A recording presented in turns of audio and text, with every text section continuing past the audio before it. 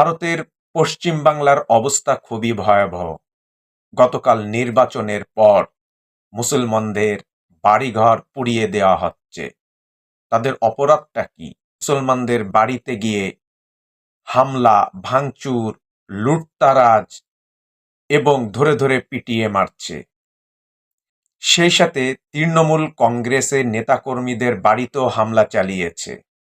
পরিস্থিতি নিয়ন্ত্রণের বাইরে চলে গেছে। এই নির্বাচনে ৩১% মুসলমানদের আদালতের মাধ্যমে ভোটার লিস্ট থেকে বাদ দেওয়া হয়েছে।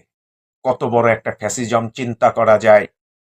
এবং মুসলমানদের হত্যা করার জন্য অসংখ্য ধারালো অস্ত্র তারা সংগ্রহ করছে এবং ভীতি প্রদর্শন করছে।